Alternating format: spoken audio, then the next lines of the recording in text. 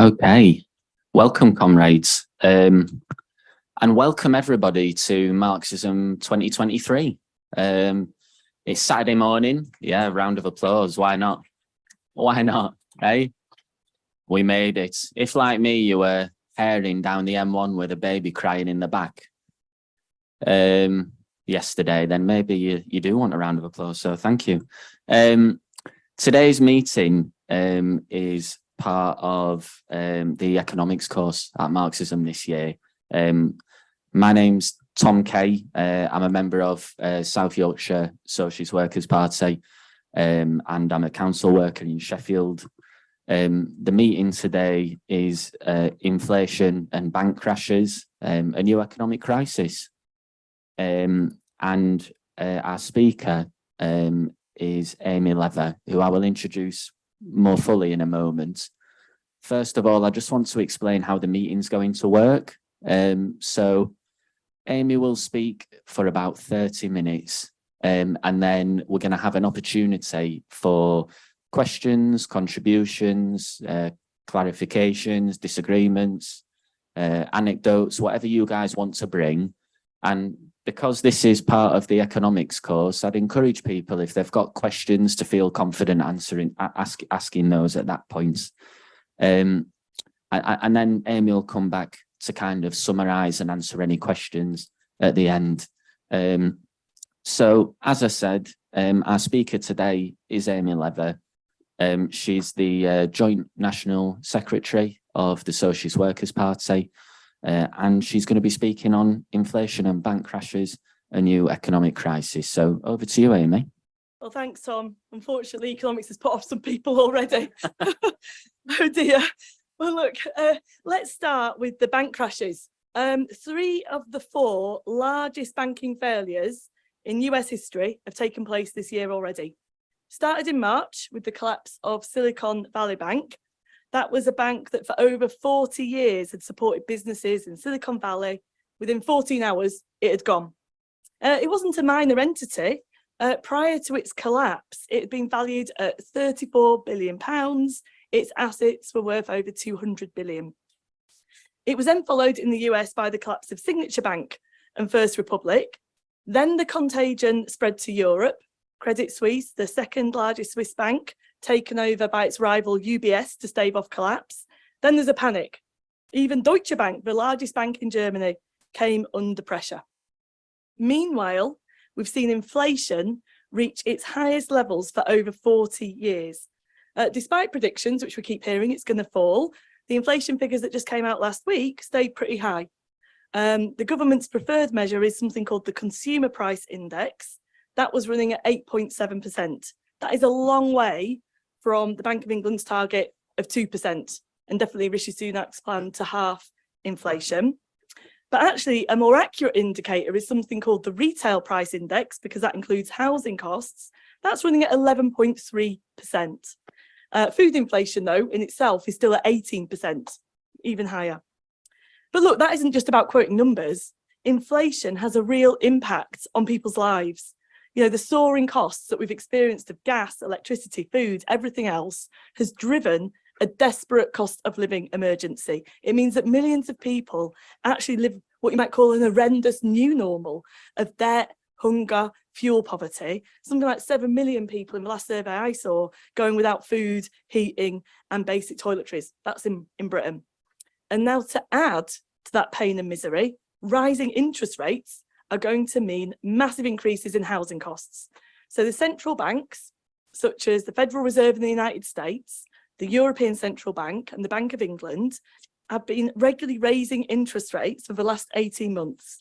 And last week, the Bank of England raised them for the 13th time, and they're now at 5%. Now that compares to 0.1% in December 21. And not only is that meaning huge hikes in mortgage payments, but actually record rent rises, because landlords pass on the cost of high mortgages, squeeze their tenants even more. And the question of slump and recession remain on the agenda. A few months ago, actually, both the International Monetary Fund, the IMF, and the Bank of England have been predicting the longest recession in a century for Britain. Now, they have actually revised that, but the economy is flatlining. Growth figures out, I think it was last week, for the Q1, January to March here, 0.1%. Global economy under intense strain. I think the World Bank is saying there's going to be zero growth across the Eurozone in 2023. Apparently the German economy is already contracting. But the point here is that inflation, interest rates, recession, banking crashes, they're not all separate entities happening independently. They're linked. And crucially, and we should be clear about this from the start, they are the result of human action and interaction. In particular, they're a result of how class society operates, because they're often presented on the news, in the media, as, I don't know, almost natural phenomenon, outside human control, inflation up, interest rates up, what can you do? Actually, at every point, political and class decisions are being made by those who run the system, and their aim is to make workers pay for the crisis. And I think we have to contest that. So what I want to do in this meeting is look at some of the immediate factors that led to some of the recent banking failures and inflation as well. Look at the ways those at the top of society, if you like, the defenders of capitalism, are dealing with the problems. Central to that is that deliberate policy of governments and states and central banks to raise interest rates and hold down wages as a way to curb inflation. And I think when we see that, we can see how ideological these arguments around inflation are. And I want to argue against the mainstream view that inflation is caused by workers demanding more pay, that there is a so-called wage price spiral that is leading to inflation. I want to argue the problem is not that workers are being paid too much. Instead, what we're going to look at is how problems of supply have helped push up prices alongside profiteering from big corporations. The big oil, gas and energy companies, as well as supermarkets and others, have used that situation to boost their profits. To understand these new developments that we're going to go through in a moment, you have to place them in the context of very slow economic growth, particularly in the global north. And that slow growth has really been interspersed by moments of extreme instability, such as the global financial crisis from 2007-2009, the COVID-19 pandemic started March 2020, and Russia's invasion of Ukraine starting last February. See, mainstream economists call those things shocks. I think calling them shocks implies they're external to the normal workings of the system. But I think instead, we have to understand the economic crisis, war, climate crisis, and pandemics as flowing from the very logic of the system itself. And they actually stem from the wider dynamics of capitalism, a chaotic, unplanned system driven by profit, and also a system riven by its own contradictions, and where a crisis of profitability is the underlying cause of economic crisis. Okay, let's step back then and look at the capitalist system itself. So capitalism is characterized by two key divisions. The first and most fundamental division is between capital and labour, bosses and workers. The capitalists, a very small minority, own and control what Marx called the means of production. That is meaning really everything that is needed to produce or make what we need to live. The raw materials, the land, the tools, equipment, machinery, technology, they own all of that. On the other hand, the vast majority of us, well, we don't have access to any of those things, and we wouldn't actually be able to make a living unless we sold the one thing that we do own, our ability to work, to one or other of those bosses. And in return for that, we get a wage. Problem here is, though, workers don't get the full value of what they create at work back in their wages. Workers create far more value for the boss than what they get paid. Marx called this difference surplus value. It's creamed off by the bosses. It's the source of all profit. Does mean that exploitation is actually built into the system. All workers are exploited by bosses. And it also means profits come from workers. Let's be clear about that. They're not a reward because the capitalist is so clever or innovative or took a risk or whatever. Okay. The second division, though, is between the capitalist class itself. Obviously, they're united against workers, but actually they're divided between themselves because they're all in competition with each other. And they need more profit to plough back into production to help them stay ahead of their rivals. So when they make profits, they keep a bit for themselves, but they reinvest actually quite a lot of it back into production. They reinvest into more efficient methods of production to raise the productivity of labour, to try and make things more cheaply than their rivals so they can undercut them. It's actually one of the main ways capitalists compete. Marx called this process competitive accumulation. It's the driving force of capitalism. Companies must compete for profits, to reinvest, to stay ahead of their rivals. It's an ongoing process in that way. It keeps on going. You can't really stop. And it does explain why capitalism is actually so dynamic compared to previous modes of production like feudalism. But it's also what helps plunge the system into crisis, because the whole process of production, whether goods are produced or services provided, is not a result of any rational decision making or thinking, how do we best use resources in the most sustainable way to produce the things we actually need? Rather, it's been driven by individual firms wanting to maximize their own profits, and therefore it's very chaotic and unplanned, and there's no coordination there. And there's also a central contradiction, because capitalists make their profits, as I said, from exploiting workers, but the process of competition actually forces them to invest in more and more machinery and technology. So it begins to drive out the actual source of profit, workers themselves. Now, of course, the capitalists don't really see this, because in the short term, for the individual capitalist, investing in labour-saving equipment is good. They actually get a competitive edge. But competition in the system means all capitalists follow suit and adopt the new techniques. That competitive edge is lost. And actually, it means long-term, there is this tendency for the rate of profit to fall under capitalism.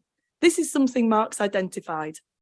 And it's actually been borne out by the empirical evidence since the Second World War. Between around about 1960 to 1980, the rate of profit falls sharply. There's a bit of a revival in profit rates between 1981 to 2019. This is a neoliberal period where workers are essentially made to pay. There's a bit of a revival in profit rates there, but nowhere near to the highs of the immediate post-war period. And then they've started declining again. This crisis of profitability is the underlying cause of problems for the capitalist system. And it's really what actually lay behind the last big economic crisis, as I say, 2007, 2009, and explains capitalism's sluggishness, slow growth since then. And this really brings us to the financial sector as well, because that's really vital for the dynamism of the system. I've talked about how capitalists have to constantly reinvest to stay ahead of their rivals. They don't always just use their own profits, actually.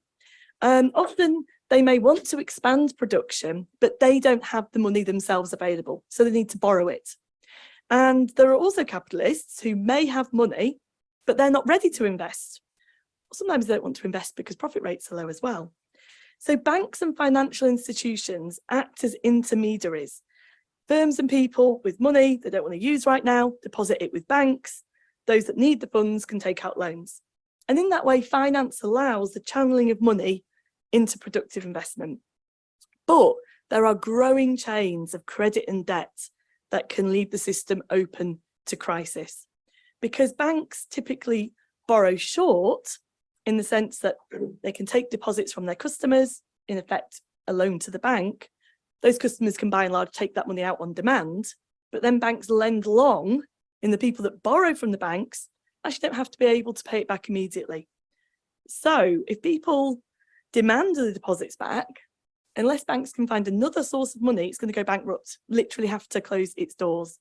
And you add to this, under modern capitalism, it creates huge chains of credit and debt, actually across the whole world economy, as banks and other institutions borrow and lend to each other as well. And debt itself is often packaged up, then repackaged again and sold on and on, using even more complex financial tools. And these are all, these transactions are predicated on the idea of, profit maximization and continued capital accumulation. But, there's not always a guarantee profits are going to be made in another sector, or that debts won't be recalled due to crises elsewhere in the system. And this is really what begins to happen then this year to Silicon Valley Bank and others. It's like a modern day bank run, if you imagine. And it was triggered by the raising of interest rates to deal with inflation. Because obviously each banking collapse may have particular features, but behind the ones we've seen this year all of them behind that is the central banker's decision in the US and across the world to raise interest rates. And just to say, this raising of interest rates is a very big departure from the era of ultra low interest rates that has been the norm since the last crisis of 2008, 2009. Big change. If you look at Silicon Valley Bank, it had taken deposits, it had lent the money to tech startups and other new companies, but then interest rates began to rise. And so people who deposited with it thought, well, you know, there's places where we can get a better return on our money. So they started to shift their deposits. Basically, those in effect that had lent to the bank started to demand their money back so they could invest elsewhere. The problem for Silicon Valley Bank was, though, when they tried to go and try and find the money to meet those demands from depositors, they found their cash was tied up in what's called long bonds. These are government bonds, 3 to 5 years duration. It'd been quite sensible for the bank to invest in these because when interest rates were very low, they paid a bit of a higher rate of interest than short-term bonds. So actually, the bank probably felt it could make some easy money. But then when the Federal Reserve raises interest rates, those that are deposited with Silicon Valley Bank think, oh, well, we put our money elsewhere, we'll get a higher rate. And so demands it back. And Silicon Valley Bank couldn't sell the bonds because they lost value. They were worth billions of pounds less than when it had bought them.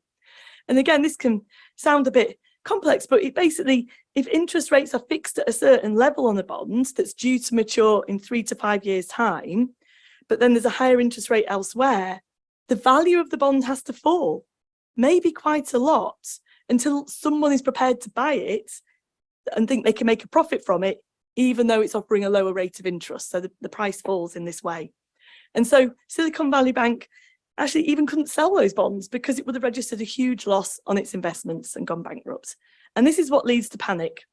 And it leads to further worries that the bank is not financially sound. And so more people are demanding their cash back from the bank. In the end, it was taken over by the US Federal Deposit Insurance Corporation, which essentially means the state stepped in after it was lobbied by the depositors. Just worth noting in this process, some capitalist gain. So JP Morgan, the largest bank in the United States, pretty much actually in the world, it took over First Republic when that went down for a knockdown price. And there's no risk attached to it. You know, you can say, oh, well, it's going to take on the risk of this bank. Not at all. All of it's covered by the Federal Deposit Insurance Corporation, as I say, the US state. And actually, the 3 banking crashes that have happened in the US this year have made JP Morgan even more dominant in the banking sector. I think something like 12% of all customer deposits are now with JP Morgan in the US. Okay. So if we're saying that raising interest rates essentially triggered those banking collapses, why then have the Federal Reserve, the Bank of England, other central banks pursued this policy? And the answer is they think they can control inflation in this way. In fact, the only mechanism acceptable to the ruling class to control inflation is to raise interest rates alongside holding down workers' wages. And this really stems from a neoliberal economic orthodoxy that inflation is caused by too much demand. And in part, this is based on something, any of you ever done economics at school or university, something called the Phillips curve, which is supposed to show that inflation and unemployment are inversely related. So according to this theory, the way to reduce the rate of inflation, cut demand, increase unemployment. And this is what higher interest rates are actually designed to do slow down the economy and push the economy towards recession. They increase the cost of borrowing, try and subdue business, consumer spending, investment and hiring. The idea is some firms will go bankrupt and workers will lose their jobs. And as unemployment rises, workers will rein in their wages demands and eliminate this so-called wage price spiral. So unsurprisingly, the ruling class orthodoxy is about making workers pay. And they even admit it. You don't have to take my word for it. Last week, when the new inflation figures came out, Karen Ward, who works for JP Morgan, same JP Morgan that's just done very well from the crashes, she called on Radio 4 for the Bank of England to create a recession, to create uncertainty and frailty.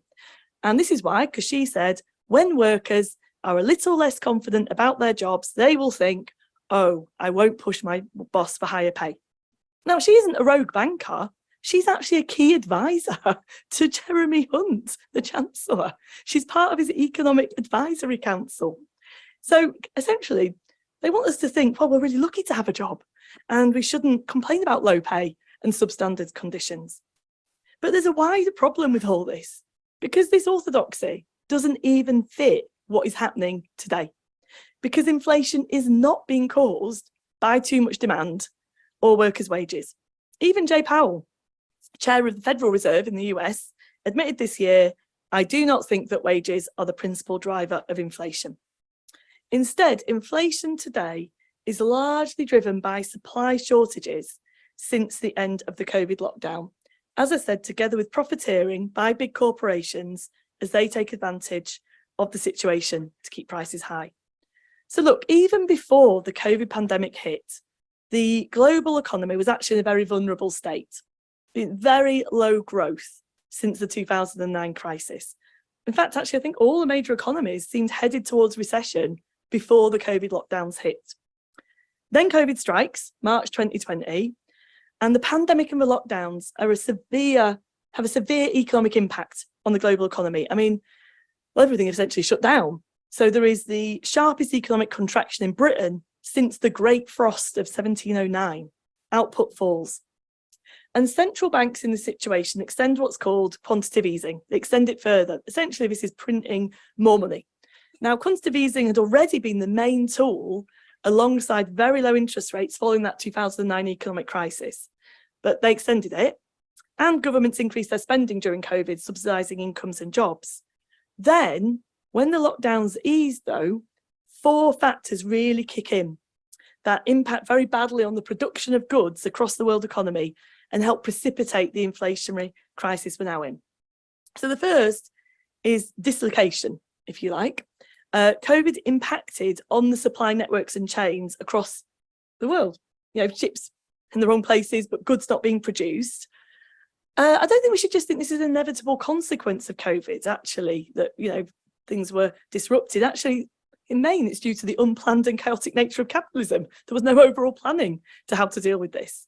It was worsened, though, due to the relative lack of workers, some of them being ill with COVID and long COVID, but also due to the so-called Great Retirement, where a lot of people resigned from their jobs. Again, I don't think this is just natural or something that couldn't be helped. A lot of people simply are not paid enough. And in the wake of COVID, I think some people thought, well, why am I doing this? You know, I'm working in these terrible conditions. Life could be very short, but there actually are still major labour shortages in most economies. Then comes the Russian invasion of Ukraine in February 2022 and the grinding proxy war that's gone on between US and Russia. Now, we should actually be clear here. Energy prices were already rising before the war began, partly due to increased competition that exists globally for the supply of things like natural gas. Governments, you know, small steps towards a green transition were transitioning towards gas away from coal and petrol, but there was also more general competition actually for energy supplies, countries like China as well. But the war definitely exacerbated these pressures on energy supplies still further. Russia, a major gas and oil producer and exporter. And other things as well. I think I'm right in saying the Ukraine is a huge producer of rare metals needed for semiconductor production, where there's been shortages of, and Russia and Ukraine account between them for something like 30% of grain trades in world markets, and those supplies were disrupted as well. So the Ukraine war itself leads to shortages and pushes up prices. Then we have to add to this situation the climate crisis. Again, even before lockdown, there was a spike in grain prices due to the failure, for example, of the Canadian harvest due to drought. It's not the only harvest to fail, actually, but there's a whole range of foods have been impacted by more extreme weather. There's staples like maize and wheat and rice, fruit and vegetables. Remember the shortages earlier this year of tomatoes and lettuces. Actually, there's been a very big increase, for example, in the price of eggs, in part due to avian flu, which meant that all the hens had to be kept inside. That increases energy costs, which were already going up. And a lot of producers being driven out of business, putting more pressure on supply. That's just one example.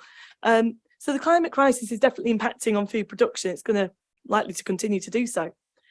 And you add to this as well, there have been years of low investment in the productive sector, due, as I was talking about, to low levels of profit. with low levels of profit rates.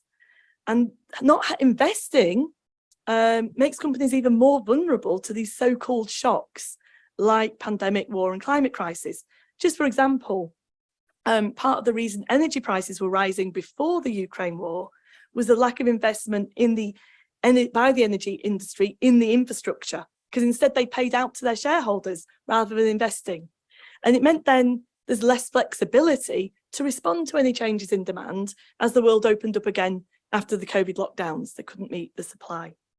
So you've got these supply side factors, and they're, as I say, then combined with profiteering. Essentially, firms using the opportunity to increase their profit margins. Now, as I've said, capitalism is built on competition. And actually, firms generally can't just raise their prices without being challenged and displaced by their rivals. But during a time of inflation, companies can take advantage of the situation. They can use it almost as a cloak, as an excuse to raise their prices further. And there's a lot of evidence how a push for profits explains surging prices far better than the supposed wage price spiral. Just for example, when inflationary pressures were kicking in the second quarter of 2020 to the end of 2021, 50% of the price rises being seen in the United States were driven by increased corporate profits. Something like less than 8% of those price rises were due to rising labour costs. And I think it's clear, the oil gas firms, they've taken full advantage. BP, Shell, ExxonMobil reported record profits, supermarket profits up as well. Tesco and Sainsbury's paying out over $1 billion to their shareholders this year. So I think we can conclude much of the early inflation was due to rapidly rising food and energy costs or problems in global supply chains. And once that inflation takes hold, other firms, often quite large firms with sufficient weight in the market, seek to boost their profit margins by raising prices. And this has been termed greedflation. And it appears particularly strong in Britain, actually, where the core inflation that they look at, where you strip out energy and food prices, has increased. So we should also be clear in this situation, wage rises still lag well below inflation. Real wages are falling. So I think it's much more accurate to talk about a profit price spiral rather than a wage price spiral. So hopefully it's become clear in this ideological battle that's being waged over the question of inflation, and how interest rate rises are a very blunt instrument, and they also can be lethal. Raising them to cut investment and consumption means deliberately making workers poorer. And the Bank of England chief economist, Hugh Pill, said in April that workers, we should just accept this. We should accept that price rises will hit our living standards. We have to accept we're all going to be worse off. Deliberately directing the economy, as I say, towards recession, which actually Chancellor Jeremy Hunt said in May, he was very comfortable with plunging us into recession if that's what it took to bring down inflation. And this may be the outcome. As I say, rather than driving down inflation, though, increasing interest rates has accelerated already economies towards slump and generated a banking crisis as weaker banks collapse with the higher borrowing costs. And the rise in interest rates puts a lot of stress on companies that have come to rely on very cheap credit. Already in Britain, insolvencies are running at their second highest rate in a quarter of a century. That's companies going bankrupt with all the impact that has on people who work for them. Declarations of bankruptcy up in Europe and the US too. And maybe we can come to it in the discussion. There are lots of points of vulnerability in the system that could trigger a full-on crash and recession in this situation. And I should just mention the debt crisis affecting the global south as well. That's going to have an impact on billions of people, really.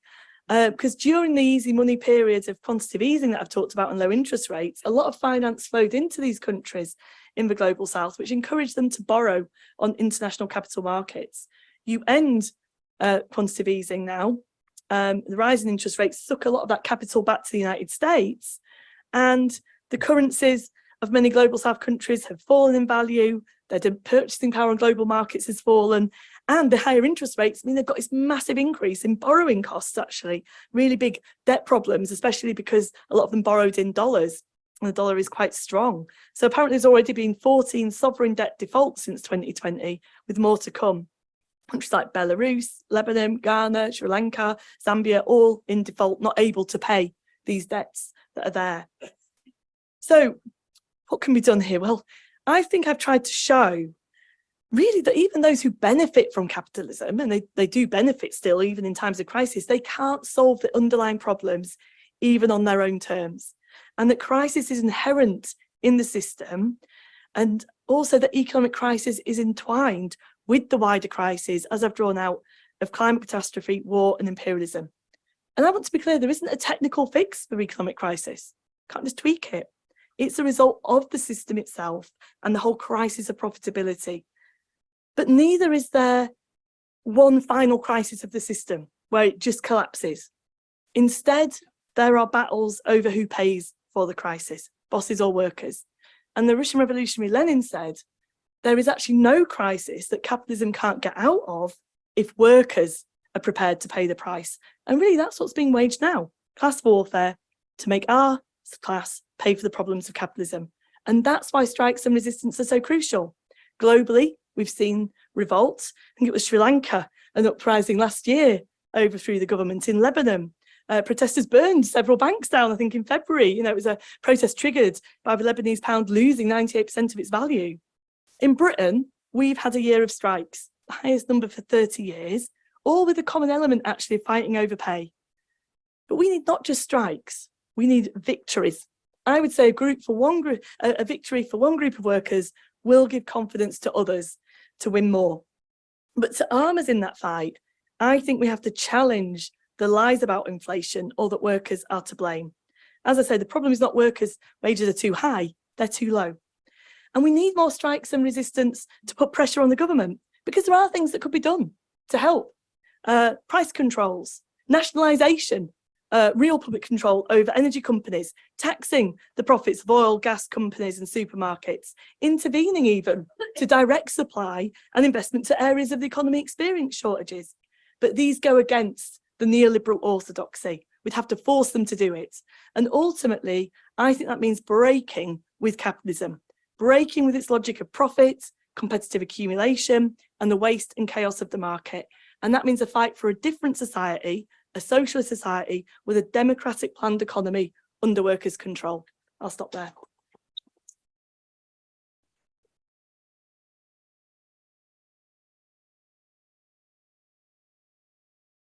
Brilliant. Thank you. Thank you so much for that, Amy.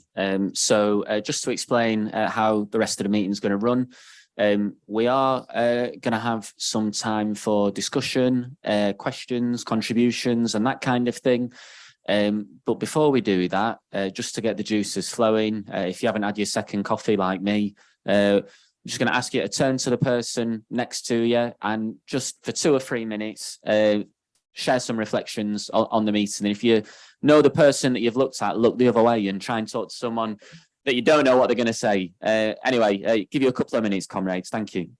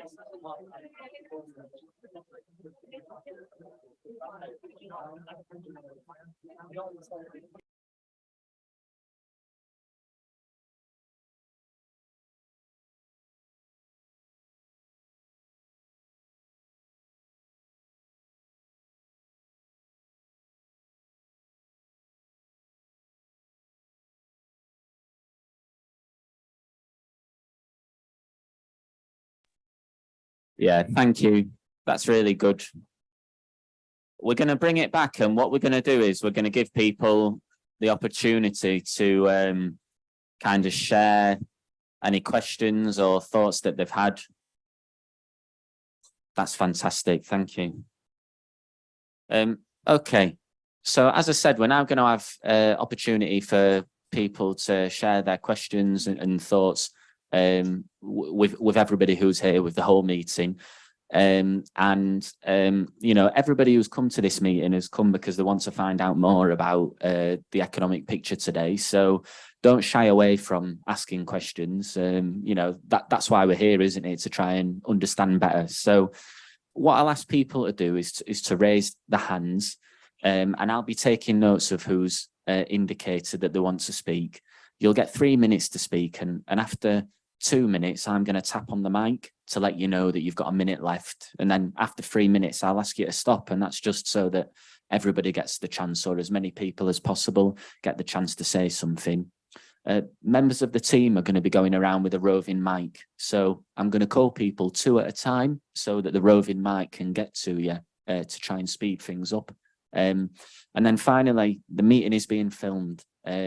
So if you want to say something, but you don't want to be on film, then all you need to do is when you stand up to say, please don't film this. And then Fran on the camera is going to cut it out, and we won't have to pay your manager or whatever it is.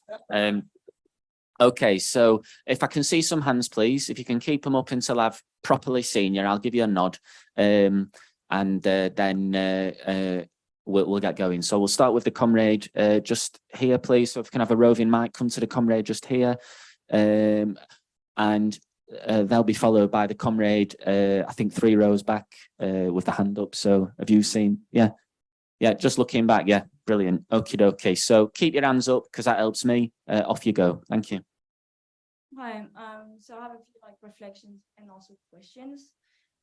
So first of all, I think that something else that we can say to people in protest and picket lines to your friends is that inflation doesn't impact everyone the same way. And all social classes, people are just not affected the same way. For example, if you take the inflation for the rent, someone who owns their house won't have this issue. If you take the gas or something, there are tons of things where let's say wealthier people, for them it's easier to react to that. And I think it's quite important to know that. Something else I would maybe for the revendications that we can have today, I would not entirely agree with nationalization, for example, because I think that when the state is capitalist, there is, a company that is owned by the state will not be socialist. And if you see the NHS today, or I come from France, so in France, for example, all the trains, the bus, tons of things are just state owned, and it doesn't change anything, and people still get fired, and people, yeah, I think we must have reivindications that are more about control by workers. And so one thing could be, for example, that all the wages must be exactly must be increased by the inflation rate at least, and even if the inflation rates diminishes, then our wages are still up, and there would be a way to control the profits of the sorry, they're capitalists. And then my question would be, I didn't entirely get the thing about the profit going down, because I felt like it's going up. I don't know if I'm right, if I'm correct, but I feel like every year we always say like, this has been the year with the most profit in like 10, 20 years, something. And so I just don't really get like this. Brilliant, thanks for that. So the comrade here will be followed by the comrade in the grey top in the fourth row just here. Off you go, please. All right, do I need to stand up? I might as well. Yeah, so a couple of points. It was a good little discussion there. Amy alluded to a couple of things. One of them that I often have arguments with people who not necessarily are of my way of thinking. In relation to the economy, it gets propositioned as though it is some kind of force of nature, you know, similar to the way the wind blows. But we know it's different to a force of nature, because this wind always blows in the same direction, upwards, always. And there are a couple of points where they present, like, you know, economical decisions as being logical, and they simply are not. I wanted to point out a couple of cases in point. Number one, the whole fiasco, if you don't know about it, around GameStop and the trading, when essentially via Robin Hood, loads of, you know, first-time traders, like individual people, were investing their money, and it completely skewed the stock market. Because what a lot of the zealots of free market capitalism will tell you is that the system works because ultimately, if a company stops becoming profitable, it will fold, it will collapse. And what happened with GameStop, there was loads of individual traders trading into it, and so a company that probably would have folded wasn't, because it was being propped up by artificial investment. And so one of the things that, to link it to what we're talking about, when we're seeing banks going out of business, but they never actually go out of business because they're always rescued and salvaged. And ultimately, you can't even make the idea, the argument that, you know, it's some kind of free market Darwinism, because they never fold. These people can invest and go wild, cowboy economics, and then ultimately there's no repercussions for these people, but there are repercussions for people on the ground. So the other point I wanted to bring in is actually to do with the fact, you know, there's two things here. There's inflation, and then there's interest rates. And I actually own a home, and we were trying to sell our home. And it's quite interesting, actually, because one of the things that not many people are talking about, or maybe even don't know, the housing market is fucked. It is absolutely fucked. And in the next year, people are going to realise really clear house prices are tumbling. And basically, the reason why I bring it up is because inflation will typically hit people on low wages. They're having to, you know, spend more money on things to survive, groceries, etc., costs. But when it starts coming into interest rates, these are people who have had enough to buy their own properties, for instance. And what we're actually talking about is the middle classes. And so they're going to start getting dragged in. And we all know that when they get dragged in, then there really is hell to pay. Oh, no. My house has gone. So yeah, there's going to be a lot of economic turmoil, and it's not just because the prices of Sum up, please, comrade. Yeah, groceries are going up, but once you start affecting the middle classes, I think there's going to be a lot of groundswell of anger. Thank you, comrade. Thank you. Brilliant. Thank you. So the comrade here will be followed by the comrade in the black top just over here. Thank you. I think the first contribution is excellent, and it's picked up there by the fact that it doesn't all hit us in the same way, that inflation's probably running much higher for people on a much lower wage, but that the inflation is and certainly wages is the first time that ordinary people start to really feel that they've got something to fight against, and our material interests are built around that. And you can see with the strikes that are coming on and we're going through at the moment, that people like teachers and stuff, perhaps people who used to be seen as middle class, are starting to say my wages are falling really hard. Indication of that, like in 2010, my wage was worth £56,000, what it is to worth today, right? It's now worth less than £40,000, the top end of a wage. Sounds like quite a lot of money, right? We were arguing for a wage claim in 2010 when it was worth £56,000, and that's because people were finding it difficult to actually afford to get on the housing ladder and so on. So there's a squeeze that's been going on that's then been massively accelerated over the last 2 years, alongside what we call speed up as well. I was responsible for 86 students' qualifications in 2010. I'm now responsible for 120 students' qualifications every year. And that means, you know, there's a process going on here.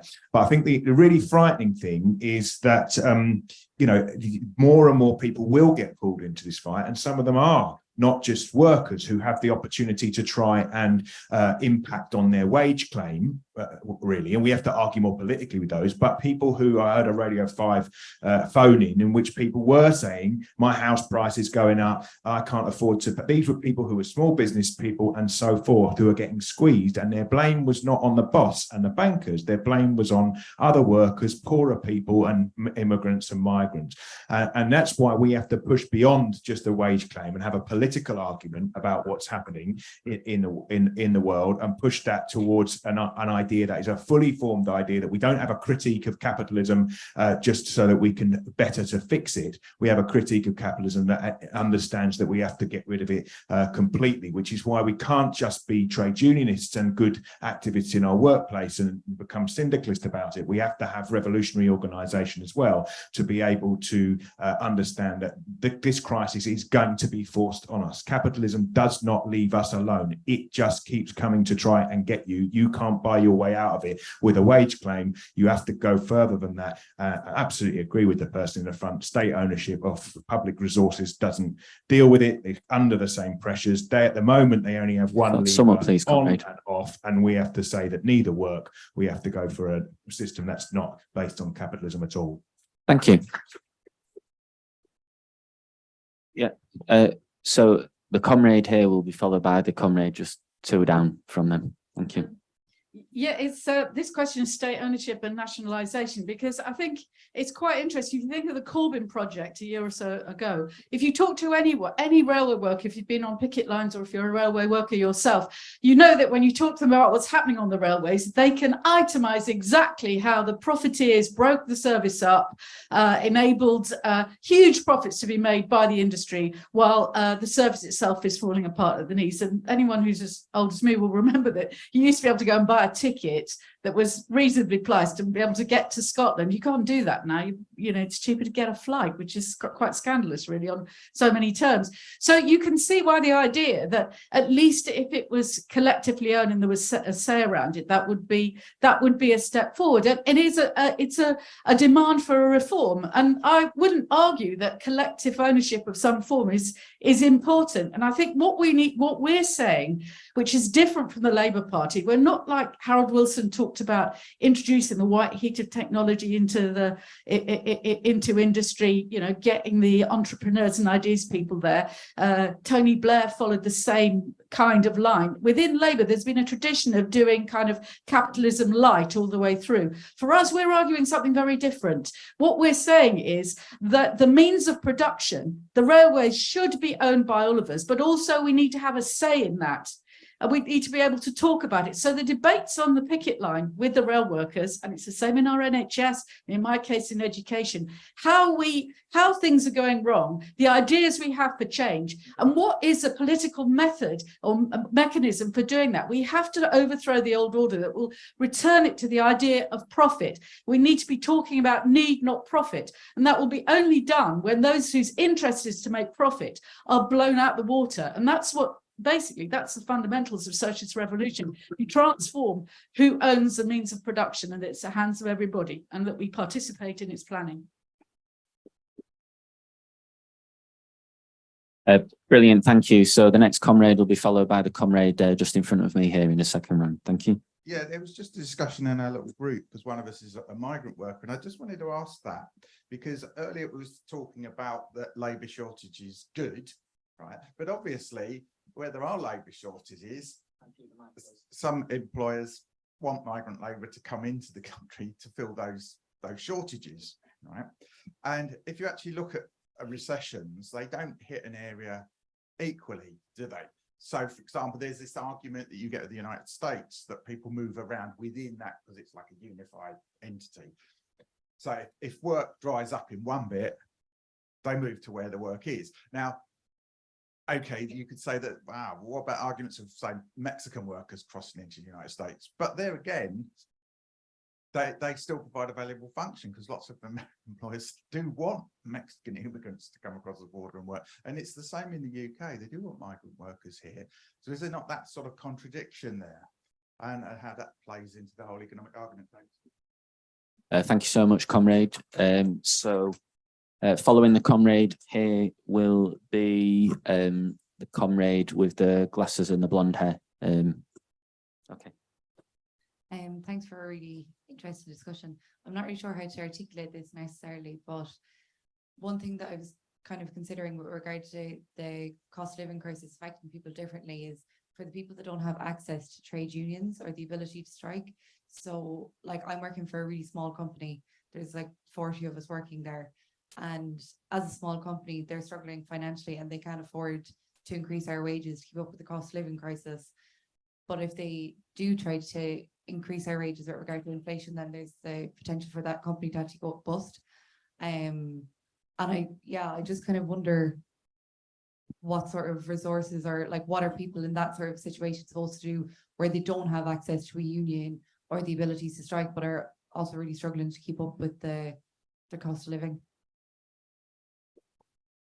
Brilliant, thank you. What an important question. Thank you so much. So after the comrade here will be, oh, I've lost them in the room. Oh, they're directly behind you. Sorry, will be the comrade just behind you. Thank you. Thank you, Amy, for a great meeting. I'm old enough to remember 2008 when Lehman Brothers actually failed, and Lehman Brothers was too big to fail. And, you know, across the Atlantic, US presidents, European central bankers, they all were running around because they wanted to save Lehman Brothers, but they had so much rubbish on their books that they ended up failing. So what, fast forward to 2023, Silicon Valley Bank wasn't too big to fail. And what Silicon Valley Bank was famous for was, as you said, financing startups, financing companies, tech companies mainly, that they were in the growth phase. When they say we are in the growth phase, it means that they have no profits whatsoever. And they were going there and they were doing venture debt. Venture debt compared to venture capital is instead of, I don't want a piece of equity, I don't want to sit in the board, but I want you to do all your banking with me. And so that's exactly what happened when there was the bank run, and actual normal people that, and tech companies that were doing all their bankings with Silicon Valley Bank couldn't pay their employees. People couldn't then pay their mortgages, their utility bills, and so on and so forth. And one of the most bizarre, this is predatory banking, and in one of the most bizarre analysis that I heard about Silicon Valley Bank is that their board was too woke. I'm not kidding you. The board was not experienced enough, but they were just thinking about diversity. No, this is capitalism, and we have to smash the profit-driven system. We have to smash it. It's not being too diverse. It's not being too woke. I want to be woke. I want to think about all these things. I want to get rid of capitalism. Thank you. Thank you so much. So after this comrade will be the comrade in the checkered shirt, just the row in front. So if you could maybe pass the mic forward again, that'd be great. Saving the roving mic a job. I think it's really important to try and grasp what Amy talked about in the excellent introduction about where this inflation comes from. I think there's an economist called Paul Mason. He puts out his kind of diagram sometimes. He put one recently, and it had the causes of inflation at one end, and it was Ukraine and Brexit. And I think although it's right to talk about Ukraine and the kind of resources it provides and that side of it, I think Amy's absolutely right to say that actually it didn't start with that, the horrendous war in Ukraine. That inflation's been going up for a long time since then. I mean, inflation is, there are debates about it, but it's essentially more people trying to buy stuff than there is stuff available. And I think can't really understand it without taking into account the global pandemic, and the lockdowns and the aftermath of coming out of those lockdowns. And I think it's also right to say that, you know, central banks, and, you know, there's no solution to it within the capitalist system, because central banks' only kind of solution that they keep coming back to, and again, is to try and raise inflation, to try and raise interest rates, to try and cool down that inflation, try and stop people demanding more stuff than there is available, with all the kind of consequences of it. I mean, Alex Klinikos in his book also makes the other point that central bankism, this kind of intervention of these central banks like the Fed in the US, and, you know, our bank is also undemocratic as well, because these are people who are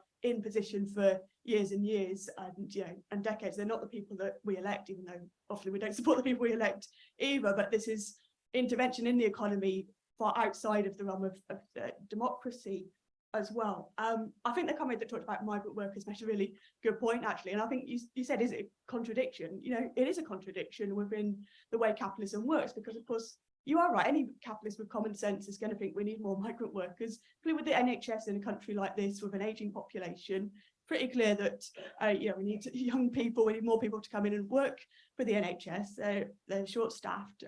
We can all see that, but yeah, they can't just let more people come in, because what they also want is that people to come in and work, but they don't want to raise those people, they want to pay for them, they don't want to educate them when they're growing up. I think capitalists quite like to have this situation where there's a limit to people coming in, but they can also work here, but they're not paid for as well.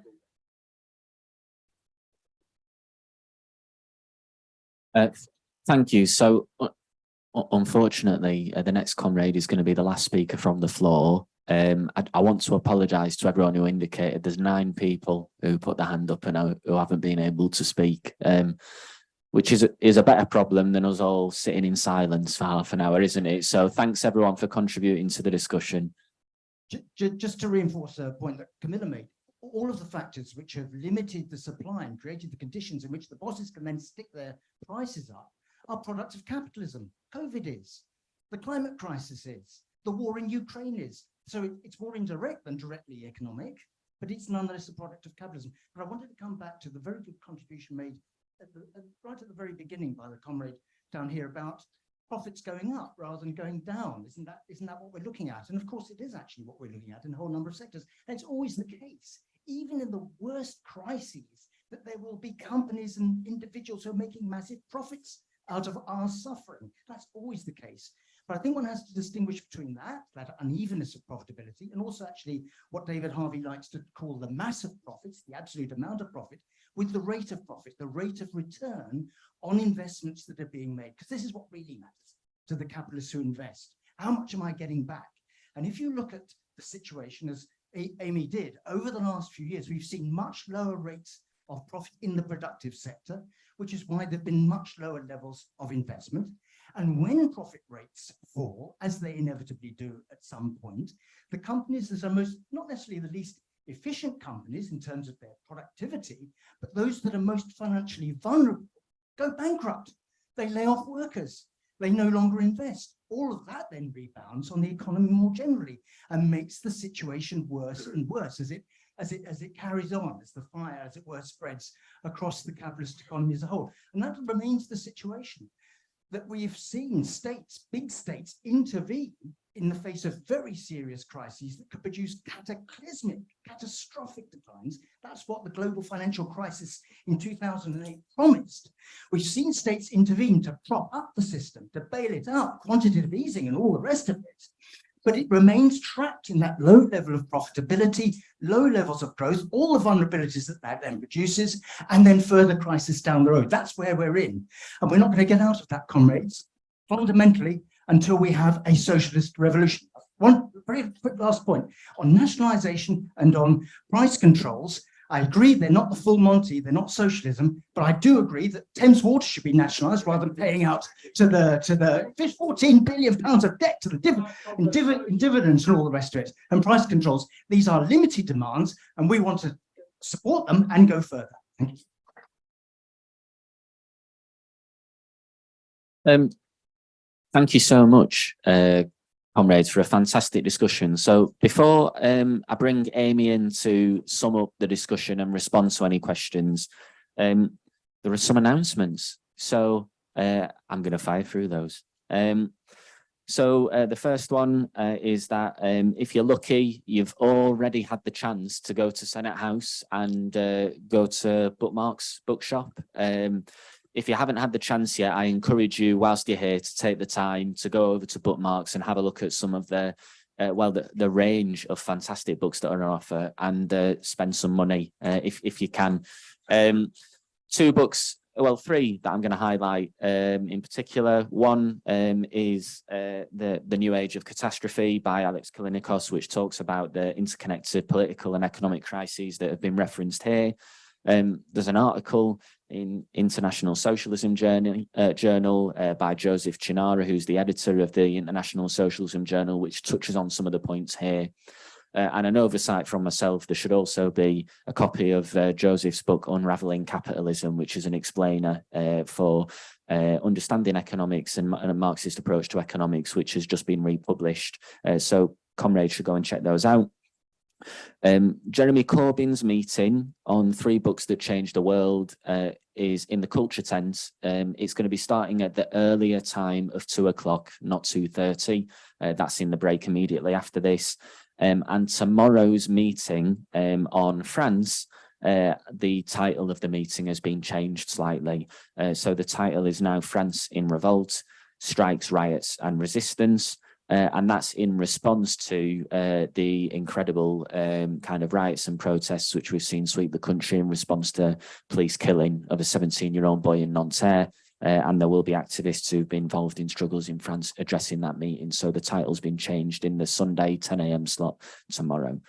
So Amy, you've got 10 minutes to bring back. So over to you. Thank you very much. Brilliant. Thanks, Tom. Thanks, everybody, for the contributions. And hopefully this discussion will flow as well, because there are more meetings throughout the weekend. In fact, there's a whole course on economics, I think, tomorrow, isn't it? I absolutely agree with what you said at the beginning. Inflation doesn't impact the same way on everybody. We live in a class system, and it is impacted on some of the worst off, making life even harder. And when they talk about the housing crisis, which is going to hit, they've already said it will dwarf the energy crisis that we experienced last winter, and the bills going up. The impact will be massive. And when we talk about mortgage increases, that is going up by hundreds of pounds. The same will be true of rents and everything else. And it's interesting, isn't it? Because the people at the top who impose or want to impose wage restraint on us, let's look at how much they're paid. Andrew Bailey, the governor of Bank of England, telling us we have to accept we're all got to be poorer, paid 575,000 a year, top 0.1% of earners. So there's no wage restraint for them, wage restraint for us. Let's be clear about that. Just to pick up as part of this, we talked about competition between capitalists. They're obviously all united against us, but there are different, views within the ruling class. And I think that comes out around the question of migrant workers. Actually, there is a bit of an argument here. Some bosses really do, need, seasonal workers, as they call them, for the farm, for pick food, whatever else, in hospitality. I think almost what's overriding it is the government's desire to scapegoat and use racism to divide. And they've made that such a central plank. Rishi Sunak has said this is one of his central pledges to stop the boats. And, I think Zoella Braverman's even said we have no migration at all. And in part, that's their response to the crisis, to deflect attention and scapegoat, even though it's irrational, even on the part of some capitalists. So there are arguments going on there. Obviously, these aren't academic arguments, are they? They impact on how people are treated, on the racism people experience, on desperate people who are getting here and wages and everything. And that's why we stand very solidly in support of refugees and migrant workers. And also we're clear, because sometimes it's an argument that somehow it's migrant labour that causes wages to fall and things that undercut. And we say, no, these are our allies in the fight going forward. Our side should not be divided. Okay, the question about profit rates, absolutely, it's been answered a little bit. The profits that get announced seem astronomical, don't they? They seem that they're going up. What matters to the capitalist is the rate of return on their initial investment. And as Rob was saying, this is across the whole system we're looking when we look at the rate of profits. So there can be some increases some places, but even then it can seem big as it is, but it may not be as big as it was as a return on their original investment, both in workers and also the technology and equipment and whatever else. And if you look at that across the system over a period of time, that's what's been falling. There's been a low rate of profit rate, and it's the falling rate of profit, and it's a tendency. because they try, this is what Marx talks about, a tendency, because they can offset it. One of the ways to try and offset it is to make workers work longer, work harder, at more intensity, to try and create more profit from what workers are doing, you know, increase the surplus value that they get from us in that way. That's one way of actually to try and restore profit rates. And actually that's what they did to a limited degree during the neoliberal period. Real wages fell, it was intensification of work, particularly in places like US and Britain, and they restored profit rates a little bit, not as much as though in the original post-war period, but they've been falling again. But another way that capitalism can actually restore profit rates is through economic crisis itself, because some firms go to the wall, it destroys some of that unsold goods and capital, and it allows them to restore, almost reset the system and restore in that way. But here they have a problem, because the ability of crisis, which obviously, let's be honest, you know, the capitalist crisis can restore profit rates. The impact on people's lives is obviously horrific, bankruptcies, phone on the dole and whatever. But actually they can't let crisis rip because it would impact on so much of the economy. And that's what Comrade there was talking about. If you look at what happened in 2008, 2009, and the economic crisis takes hold, Lehman Brothers does go to the wall. And then it's like, oh my God, there's going to be these massive bankruptcies of companies in the US, of massive mortgage companies actually, that threaten to suck in the whole economy. And this is partly because a tendency within capitalism as it's developed is for companies and firms to get bigger.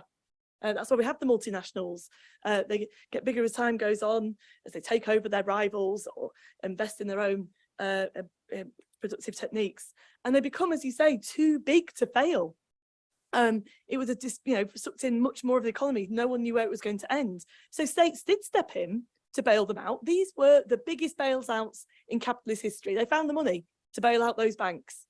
By the way, as they did that, what they essentially did, because a lot of these problems were based on debts, it's a very big problem in the economy, they transferred what was essentially private debt that the banks had into public debt. And by the way, who had to pay the price for that? Us. That was why we've just had over a decade of austerity, which then impacted on our ability to even cope with COVID. Our services were not in a position to actually deal with the impact of such a pandemic because of the austerity that's been shown officially by the inquiry. But those bailouts, what they did is they put a floor under the crisis, if you like, and stabilized the system for a little bit, but they didn't restore profitability. There hadn't been enough bankruptcies or crises, if you like, to do that in that way. And that's what's continued. And really, we can see much of the economy driven by both corporate and public debt at the moment. And that's why it's a problem when interest rates start going up. And you begin to see a lot of companies that really just existed through very low interest rates now having to increase interest rates and pay more on their debt in that way. And it impacts massively. So what we're looking at here, I guess, then, is a totality of a system, aren't we? They try and present it all separate. We're saying there's a totality here, and their solutions don't even work on really their own terms. They work for some sections of the capitalist class, but they certainly don't work for us as well. And that's why I think it comes back to what we're doing, really, in this situation, because, you know, there are strikes over pay. Let's be honest. If the RPI, which is the most, as I say, accurate indicator of inflation, is over 11% at the moment, it was higher. Well, anything less than that in your pay is a pay cut. I mean, junior doctors rightly were saying we need a 35% pay increase because of pay restoration. Because by the way, when inflation comes down, it's not like prices come down, they just go up a bit less slowly. They're not going to give it cheaper for us. So we're having about pay restoration here. And I think that's absolutely right. And I think that is a battle for everybody. Because actually, even if you are in a workplace that's not directly on strike, doesn't have a union, if groups of workers actually win better pay in one company, in one section of the economy, that actually can begin to be a beacon for everybody else. It can become the new norm that we actually have to be paid more in that way. And that's why I think there are fights for everybody rather than just sectional disputes in that way. But as and that's linked then to the economic problems we're talking about. And as I say, I think we should be really strong on these arguments, because they are going to put an onslaught of how workers are to blame. That's why we're going through the real causes as we have. But we have to go beyond as well, because if we're saying this whole economic system fails, we have to put alternatives. Now, look, I just want to be clear. I'm not saying, absolutely not saying that nationalisation is a socialist thing in itself, it wouldn't make us a socialist country. But actually, I do think things should be, as someone said, brought under public control with no compensation. Because actually what a lot of the time they're doing at the moment, though, is they take over failing companies and they bail them out. And then they leave them in private hands and sell them off. Well, like, no, we should keep them in the public and not be running them for a profit anymore. That would be a good demand. It would be a good step forward. So they can't just profiteer relentlessly from it. As I say, price controls or directing the economy, all those ways, we can force them into making limited changes, and we should do that. But actually what we're seeing is that overall totality of a system that cannot be resolved, because the centrality of a profit-driven system where rates of profit fall, where then they try and make us pay for it, remains. And that's why for us, we're about every fight in the here and now to relieve the pressure on workers and ordinary people paying the price for that. But we have to link it to a bigger fight of getting rid of that system. And actually the strikes themselves show the potential power to do that. They show that who does the work in society, who makes the profits, who does all the work and creates the things that we need, people in all those jobs that they called the essential jobs during COVID. And that begins to get put on the agenda something different. We are for a socialist society of democratic control where things aren't out of control. We actually will plan it rationally. What do we need? What resources do we have? How do we do it in a sustainable way, in a democratic way, not just run by unelected bankers and financial institutions, by us directly ourselves, the people that do the work. But to get that does require revolutionary change and getting rid of this whole system. I think the battles are going to be bigger. We are entering into a more intense period of crisis, linked to economic crisis, entwined with it, that of climate, pandemics, war. And that's why actually a conclusion of this is not an academic exercise. We want to go from here armed with arguments in the fights we're all part of. And that's why we ask you to join us in the Socialist Workers' Party if you agree with the analysis what we're saying, because we are going to take this and put it into action as a strategy for how we can take forward the fights that are happening now that can begin to put on the agenda a different sort of world, no longer driven by profit. So join us.